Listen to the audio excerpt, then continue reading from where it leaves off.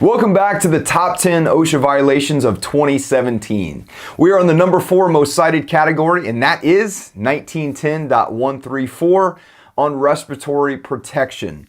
There are a few highlights I'm going to run through, so listen up and see how your organization stacks up with these common violations. Number 1, you need to know that your employees are not allowed to wear respirators or dust masks by their own choosing, without a voluntary respirator program in place. There are several reasons for this, but even on dust masks, they need to be trained on the proper care and storage of that PPE as to not introduce any added hazards during use. Regarding respirators, voluntary programs still require the employees do have a medical test and fit test. There are multiple reasons for that, and I recommend you go back to my video that dives a little deeper into voluntary respirator programs to gain further insight into that. The second thing we find is no documented training on how to use a respirator, maintain it, or store it properly. If you haven't picked up on this theme in the last several weeks, documented training is kind of a big deal. So make sure you have good, thorough documentation. Also along this line, you need documentation on the annual medical evaluation and documentation on a past fit test for each user.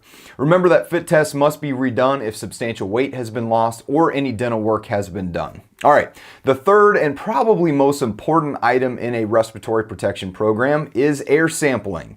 How do you know if you need a program in the first place if you haven't identified if you're over or under the personal exposure limits through air sampling? Sampling is a must. This also leads me to another violation in the same category where employers haven't provided a good SDS book to their employees. Either they're missing products, it's not updated with current products, the organization of the book is unusable, or they don't even have a book or electronic system accessible to their employees for use. All things that OSHA will cite when auditing your program because the SDS lays out the potential respiratory hazards your employees will be exposed to. As always, if you have any questions or comments, please reach out to your consultant or shoot me an email at jakew@summitsafetygroup.com. For Summit Safety Group, I'm Jake Wolfenden, and my goal for each of you is that you don't just live life, but that you're able to live a quality life with good health. You can do that by being personally invested in your safety program. Have an awesome week, and I'll see you soon.